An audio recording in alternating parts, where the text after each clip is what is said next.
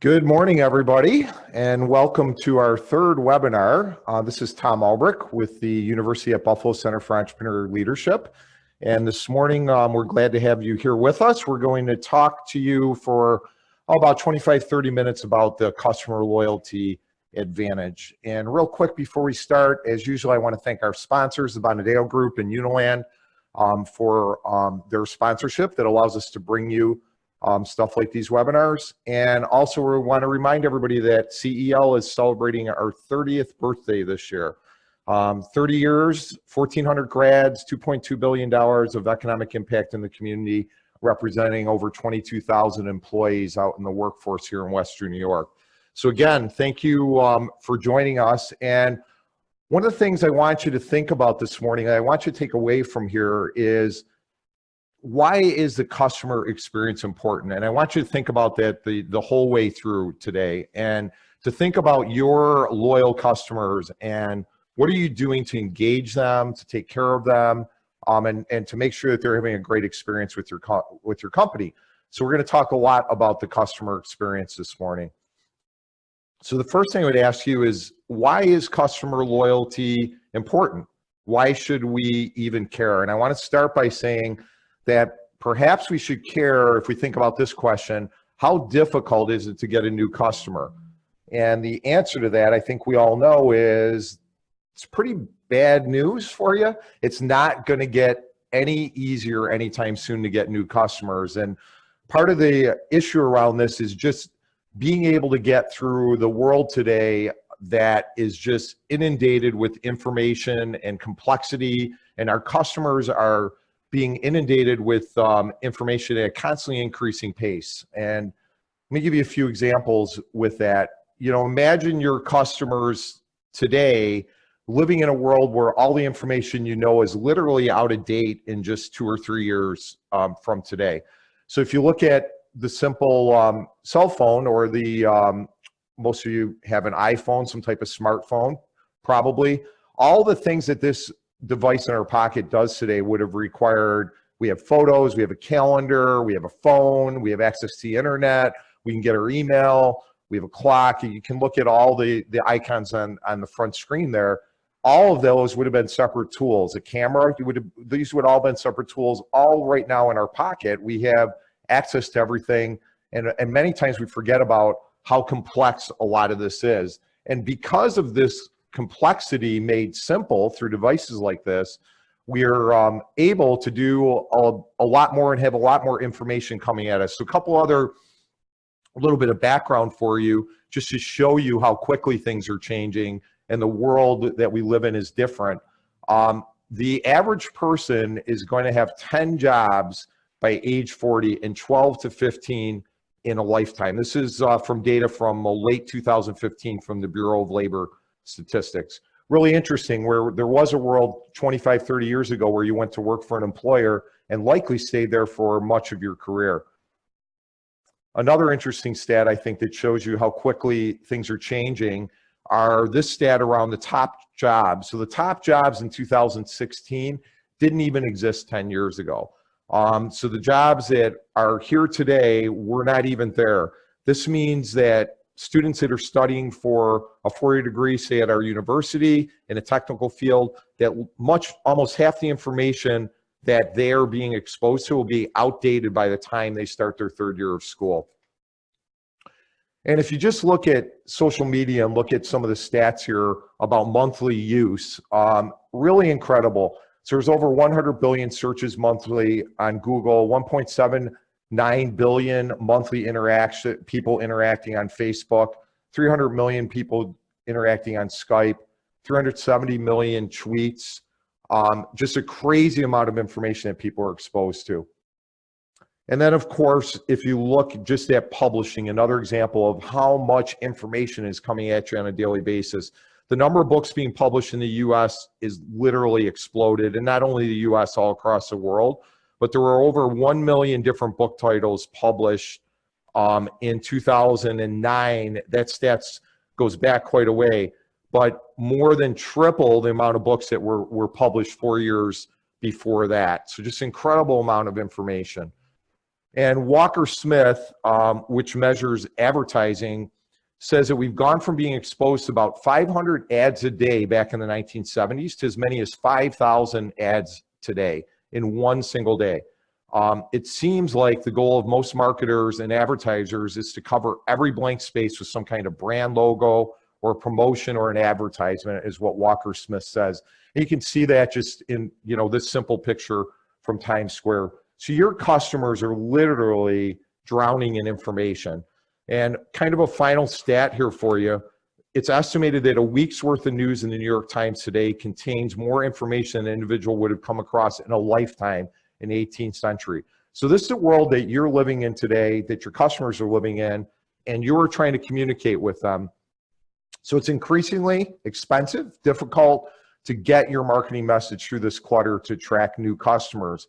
Yet, that is how many of us, and I'm going to say most of us, are spending the majority of our time, our money, and our energy, all the while we're trying to get new customers, but all this time we're ignoring our loyal customers and really rarely considering the experience that our loyal customers are having with us. We're screaming at people to say, listen to me, in an effort to get new customers, but doing very little for our existing customers. And I would ask you, why is that? Why do we ignore our loyal customers? And I think the answer for most of us would be that they're there. They're coming back, they're there, and because they're there, we don't worry about them so much. And what I want you to take away from today is we need to worry about our existing customers.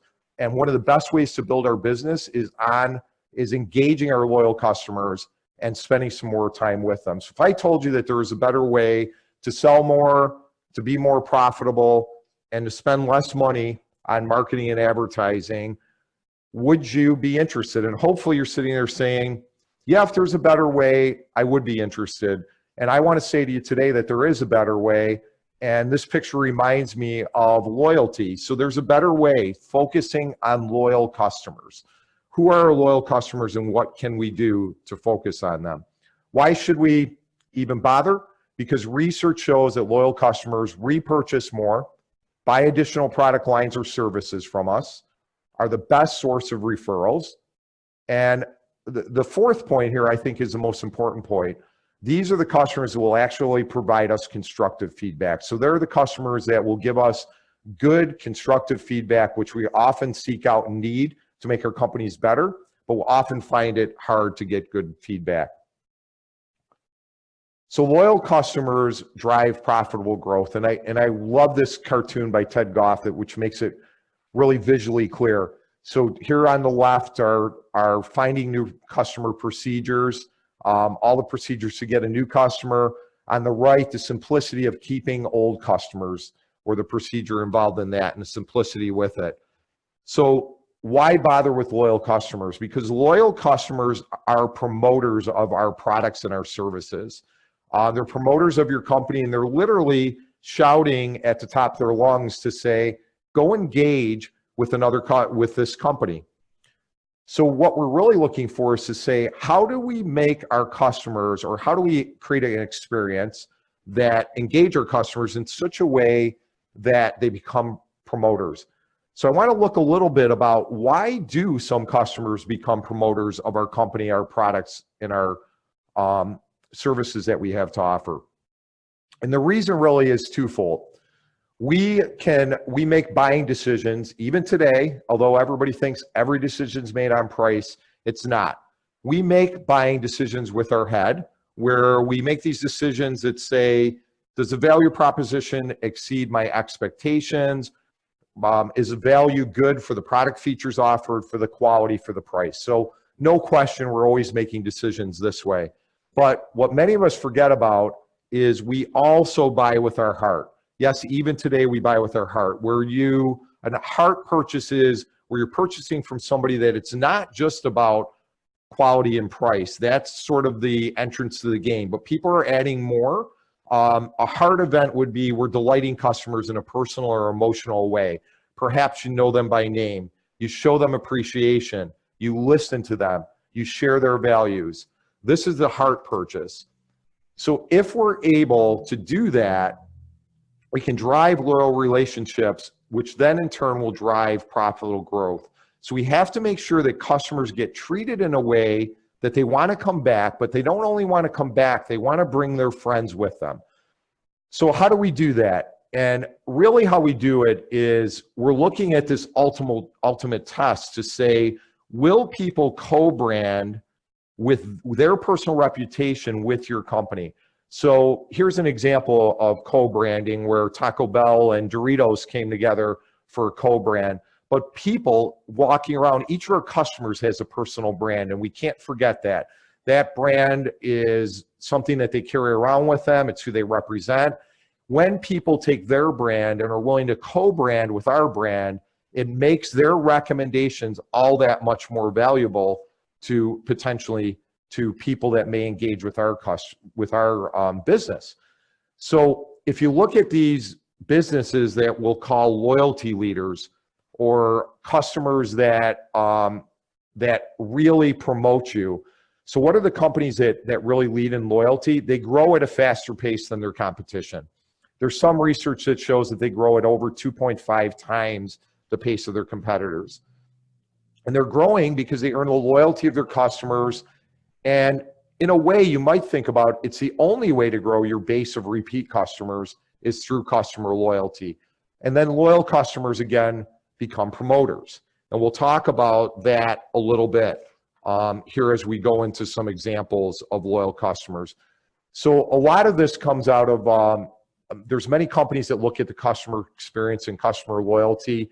But let me give you some data from Satmetrics, who has a registered trademark for Net Promoter Score, which is a way that we measure customer loyalty. And some of the data I'm going to share with you now is from their 2017 U.S. Consumer Net Promoter Scores. And I want to share with you some of the best in the industry and see if you recognize them. So one is USAA, which continues its 8-year run at the top of the benchmark. It holds the top rating in 3 different industry sectors as having the most or the highest Net Promoter Score, the most loyal customers. That's in the auto insurance and the banking industry and the home and contents insurance industry. Another company many of you will recognize, this company, Costco, consistently sits atop a lot of the rankings and is usually right up there on the top of all the rankings. Recently regained the lead from Nordstrom. And a great example from Costco here is if you look at some data and compare Costco to, I guess one of their main competitors would probably be Sam's Club. If you look at what Costco pays, the number of employees they have, the turnover percent, the sales per square foot, they're paying their employees quite a bit more on average. Their turnover of employees is very, very low. It's only 12% compared to the mid-30s for Sam's Club. And the astonishing stat here from Costco is their sales per square foot are nearly $1,000 per square foot, whereas Sam's Club's looks to be about only half of that. So again, this company is really focused on loyalty. Another company that is known for their customer service and loyal customers is Nordstrom's, very well known for their customer service experience. And the airline industries, a couple companies here I want to mention. So Virgin America this past year in 2017, edged out JetBlue, who was the leader in the airline category, and Southwest Air, who has always been historically near the top among major airlines. So you've got Virgin America sitting on top, you've got JetBlue, and you've got Southwest Air that is always right up there. And I think I just recently flew Southwest Air, and those of you that do fly Southwest, I could use that maybe as a good example of the customer experience. Usually they have a great customer experience. The process of getting on board, some people love it, some people don't like it, but always the experience with how they interact with their customers seems to be a great experience. And again, that's reflected in the amount of loyal customers that they have. Another one that you will certainly recognize that sits consistently at the top of their list in their industry is Apple, who is usually right up there with Samsung. In the restaurant business, Chick-fil-A has incredibly high net promoter scores. And this is the only company that I'm aware of in the restaurant industry that has made the best place to work for list. And then when you get into other industries, another interesting one that sits atop here is Netflix in the online entertainment industry. Very loyal customers, love the experience. So let me leave you with one other company, and that is Four Seasons. So Four Seasons was actually founded in Toronto, Canada. But when you look at the experience that they create, it's just unbelievable, some of the things that they do to be at the top of this list consistently. And they really focus on their team giving their customers what they call genuine respect. They can solve problems for their customers quickly, but they respect them at a very, very high level, and it shows in their loyalty. And Enterprise Rent-A-Car, many people are familiar with, always until recently have been located off-site, never really in a convenient location, but they thrilled their customers every single time. I'll give you a quick experience of using Enterprise Rent-A-Car maybe 8-10 years ago. Many companies have copied this, but I remember going to Florida, getting picked up, having a great experience getting my car, and it was hot out, then be given 3 or 4 bottles of cold water for the passengers in the car, which was, an incredible customer experience that a lot of people are starting to emulate in that industry too. But it's the little things that matter, and we'll talk about that. And perhaps one of the companies that has really high brand recognition and often is up there with their net promoter score is Harley-Davidson. And this is one of the only companies that I can say that I'm aware of that their customers are so loyal that they're literally co-branding in a deep way, literally branding their bodies with the Harley-Davidson brand and tattoos. I could also talk about loyalty laggards. So we could talk about a bunch of companies that are falling behind in their industry and talk about why that is. For the sake of time, I'm not going to put a lot of them up there, but I am going to put up, and this is not to pick on one company, but I'm going to put up United and just let you reflect on how quickly a bad customer service experience, whether directly their fault or not, how that reflection of a bad customer service experience can negatively impact a brand. And I'm sure United is a great company and working really, really hard to be a great company, but you see some of the negativity that can come when the loyalty experience is disrupted for people.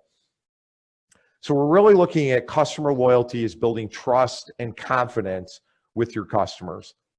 So I'm going to remind you again, profitable growth and the loyalty of customers and your employees is really the same thing. So now let's talk about how can we really get to this level of a customer loyalty experience? How do you do it?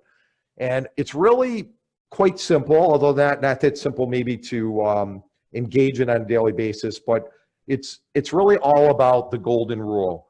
And the golden rule is simply, as you remember, do unto others as you would have them do unto you. But it also means that you as a company have to have a message from the top to your customers that says to them every single day that customers are our first priority. Your feedback is driving our focus. We've taken the following actions based on your input. Please continue to provide that feedback. We depend on it. And you need to communicate this constantly to your customers via newsletters, advertising, blogs, customer advisory groups, etc.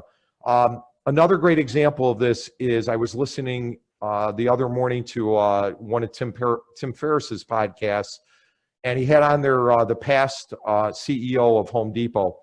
He would start every weekend or every day, he would spend the first hour of his day reading customer emails to get feedback and understand what the pulse of the customer was out on the floor.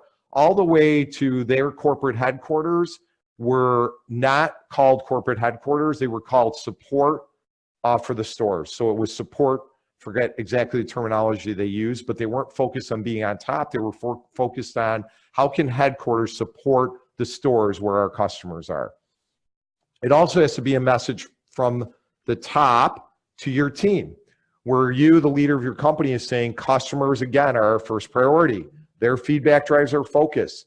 We have taken the following actions based on our customers' input.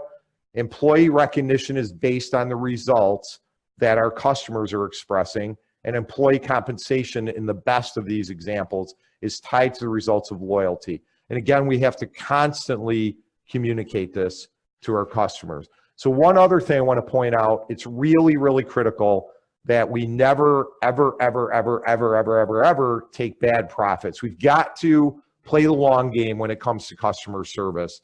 So bad profits, let me give you a few examples, but bad profits cause our customers to react and look like this.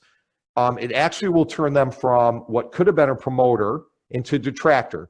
And a detractor is not a customer that you want out there. So they're using their brand to work against your company. And people have powerful brands, and you don't want them to be working against you. So what are some examples of bad profits? I like to use, for those of you that might be old enough to remember this, when there were telephones in a hotel, and you would often, before cell phones, use the phone in the hotel when your phone bill could be larger than your room bill. Those are bad profits. Banking, return check fees, $45, $50 a check fee. I'm going to call that a bad profit. Does not cost them $45 or $50 to fix that. Airlines, $100, $200 surcharges on exchanging tickets. You're going to notice Southwest Air doesn't do that. Airlines, baggage fees. So somebody said to me the other day, when I always brag about Southwest Air, they were always known for low fares. And so we said, well, they're not low fares anymore. What we have to remember when we're looking at Southwest prices, though, they're fully loaded. When you're looking at everybody else's price, they all of a sudden, as you go to check out, you have to add on for bags, you have to add on for this, you have to add on for that. So again, those are bad type of profits. And there's others that you can probably think of, and I'm going to share one at the end of this with you that I just recently experienced. So the question is, how do we know then if we're doing a good job with this customer engagement or customer loyalty experience? We really didn't have good tools for this, because in the boardroom, we're really focused on trailing numbers. We're looking at profit. We're looking at data like that, but we really don't have any data for loyalty. We always manage from financials and drive our decisions from there, but we weren't tying compensation to loyalty. All our tools are for managing for profit, not for loyalty. And the most people would do is perhaps a satisfaction survey. But I want to challenge you with that for a minute and say, do satisfaction surveys as we know them really, really work. And I want you to think about it, your experience with customer satisfaction surveys.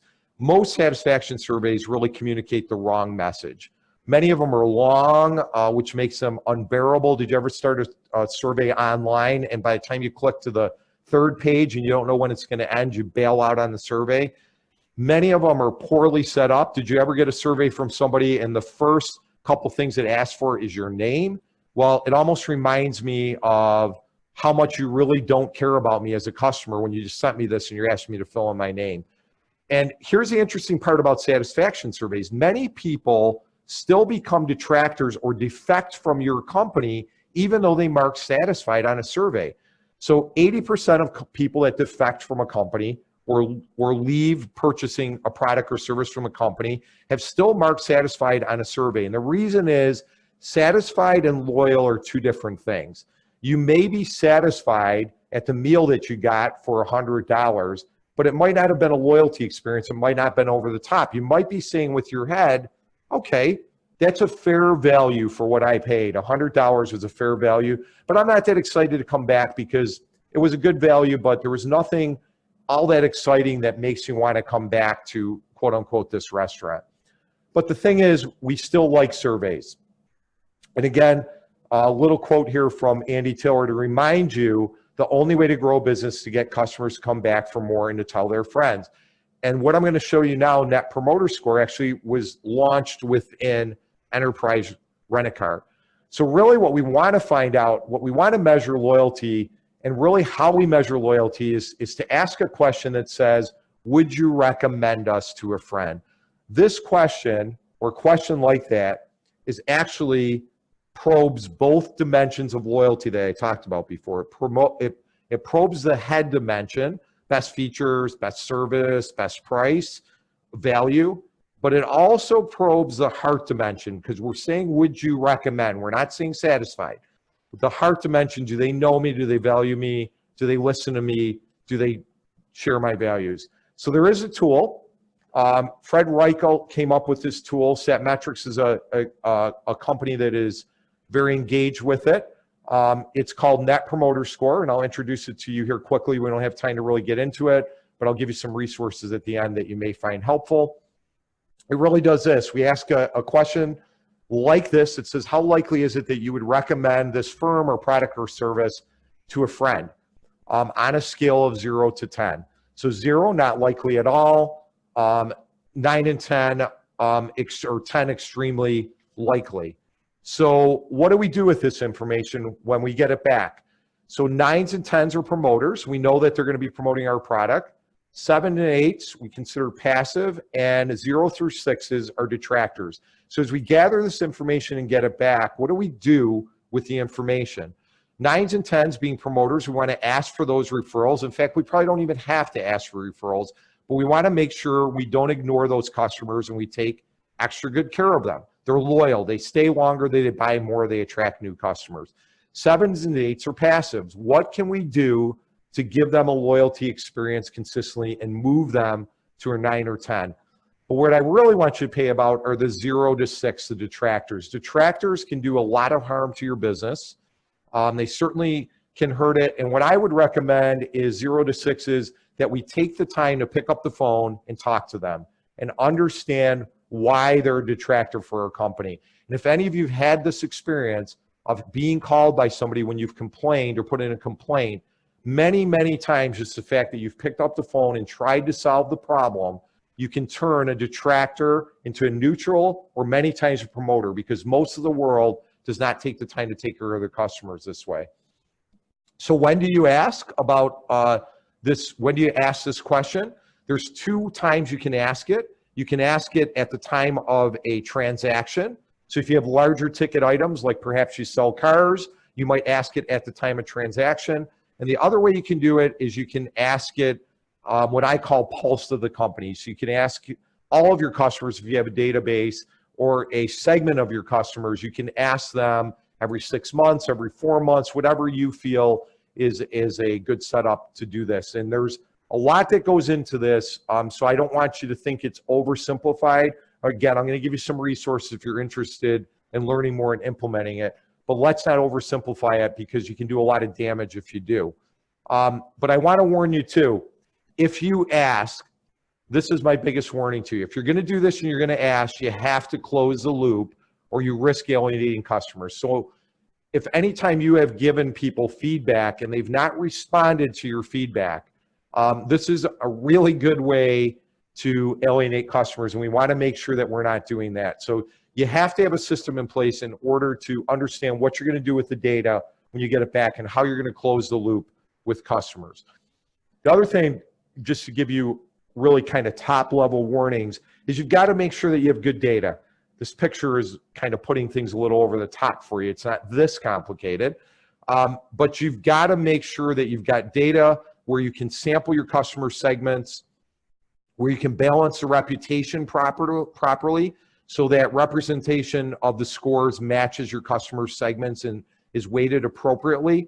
And you want to make sure their voices are heard according to the value of the customer. So think about the 80-20 rule, where maybe 20% of your customers are 80% of your business.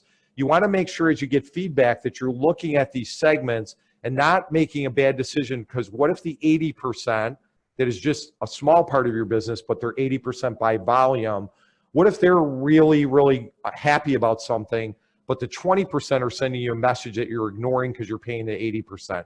You can do a lot of damage to your company. So you've got to sample the decision makers and influencers in a really good way. So again, remind you, you've got to give voice to these samples, and those with the most recent purchases and those with the most frequent purchases should be given a bigger voice. So recency and frequency is important, and it counts. You also have to look at, do you have outlier customers with higher average tickets that might skew your results, or and are you sampling all relationships that impact the buying decision?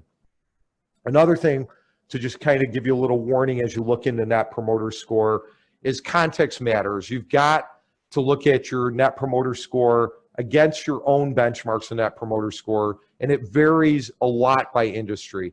So it often correlates to brand. Mass market brands will have lower scores. Niche brands will typically have higher scores.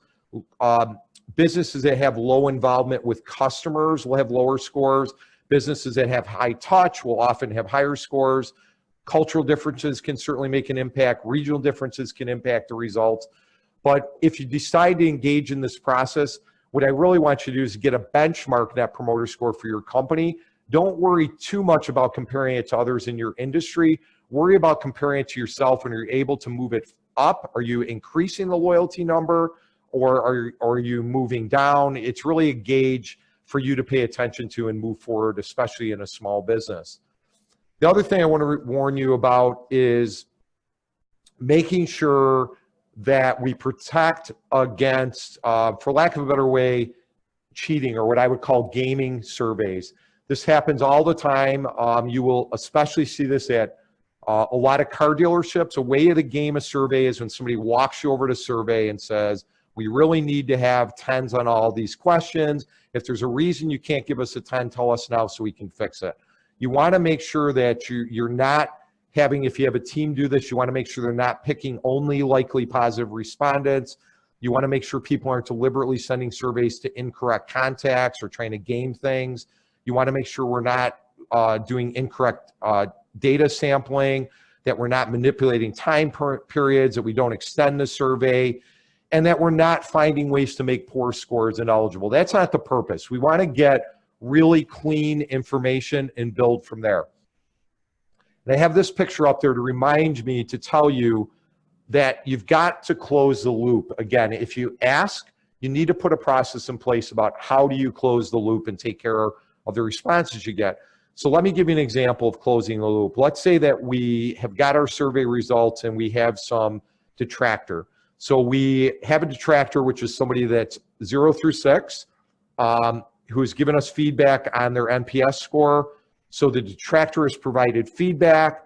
The survey responses, we've analyzed them and processed them. Our rules now generate what I would call an open issue ticket, where it's given to somebody, which follows up a trigger to initiate a customer call.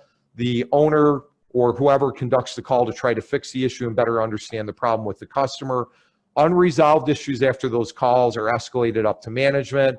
Then we use that feedback, and our frontline managers can use that customer feedback and learning to coach our team. And then the management team would go on to monitor performance and make sure that funds are always available for continued improvement and more work in these initiatives.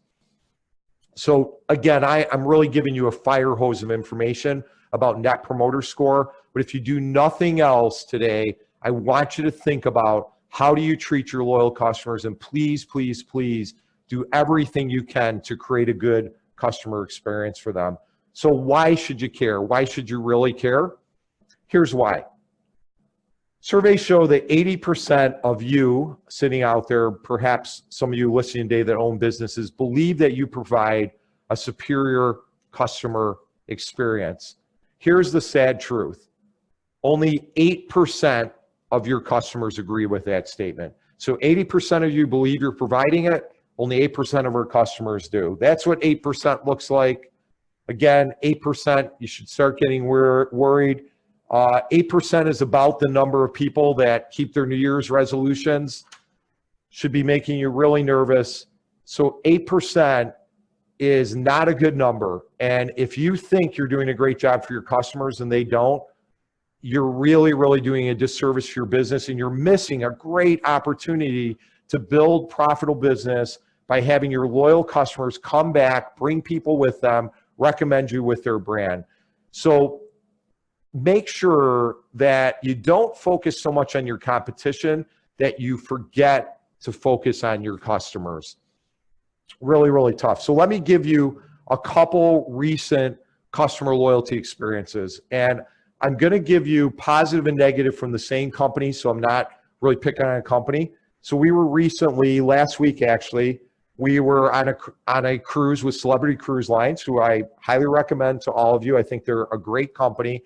But here's an example of annoying bad profits, where you come into your room and you've got your bar set up in there with crazy prices for things you don't even need or want, that you have to ask to be removed from your room, for the fear that you're going to get charged for all this stuff. And if you look at some of the prices, just doesn't make sense. You're already on a relatively upscale cruise, and why do we go to this extent of taking things to that level?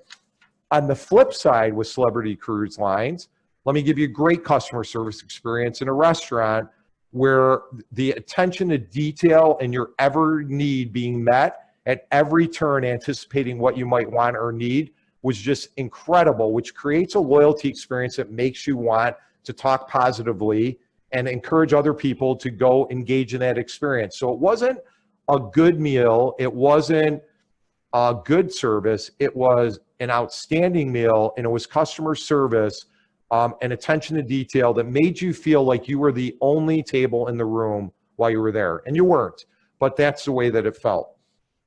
So let me give you another example from this to show you a small entrepreneur. This is St. Martin, and really sad picture. St. Martin is still devastated from the hurricane, as you can see from still boarded up buildings. Tourism is starting to return, slowly but surely. But here's a tour guide among tour guides that stands out. And I don't have a really clear picture, but you don't have a guy unshaven in shorts and cut off t-shirt that hawking something to you. You've got somebody that took this to try to create a customer loyalty experience level for you. And this tour guide is Mr. Bowtie. Unbelievable experience, what he's trying to create here, and just taking things, standing out, trying to be a little bit different, despite all the challenges that are in front of them. And let me just end here with one other experience, and I'm going to use example from one of my favorite brands is the Marriott brand when it comes to travel, and I like to stay in Marriotts. And a recent experience staying at this Courtyard Marriott, I'm going to give you an average customer experience, and I'm going to give you a loyalty experience. So again, I'm telling you, big fan here, so I'm a loyal customer. Average customer experience, we show up at the hotel. We had an early flight out of Buffalo. We arrived very early, admittedly. I think we got to hotel about 11 o'clock in the morning. Went up to the desk. The person was very nice, very polite, said your room will be ready at 2 or 3 o'clock. That's about all they said. And we can take your luggage if you want us to. So nothing negative about the experience, but just an average experience. 2 hours later, 3 hours later, at 1 o'clock, I go to check in, and now we have a loyalty experience. The loyalty experience went something like this. You go to check in, you give your name, immediately within 3 seconds, Mr. Albrecht, thank you for being a loyal customer of the Marriott. We see you stay with us a lot. Let me give you a room upgrade. Let me get your luggage. I'll have it delivered to your room. Let me do this, this, and this for you. Never really giving me anything of value necessarily that costs them any money, but treating you like you were a loyal customer and giving you that experience that makes you want to talk about it and makes you want to go back and go back there over and over again and recommend their company. So the first experience was not bad, and that's the experience that most of us give to our customers, and we literally call that good customer service. You have this awesome opportunity with your businesses to create loyalty experiences that don't have to cost you a ton of money, that will have people coming back and bringing their friends, that will have people buying more. Focus on that loyalty experience. I would encourage you to go out right now and think about what are the simple little things we can do. Even from the aspect of, as someone walks through the door, are we greeting people, or are people just staring down at the register or at their desk?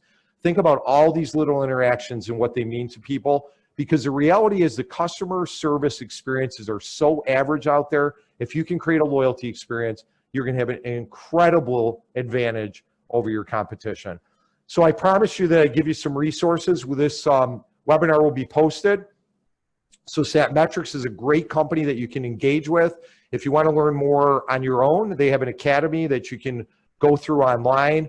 There's Fred Reichelt's books, if you're interested, that are really, really good resources for you moving forward. So I'm going to kind of end it there. I don't believe we have any questions. So I want to thank you for joining us. Again, if you do have any questions, please don't hesitate to call us, send us an email. If you're interested in any of our programs, reach out. Next month, if any of you are in a partnership or in a family business, we're going to talk about family business best practices on April 24th at 8:30 a.m. So again, thank you so much for joining us. Hopefully we gave you a little bit of good information that you can take away and use today. And go out there and please, please, please don't forget that the customer service experience out there is just okay at best. You have this great opportunity to build some incredibly loyal customers by just taking a little bit of time to engage in creating loyal customers by the experience that you give them. So again, thank you from the University of Buffalo Center for Entrepreneurial Leadership.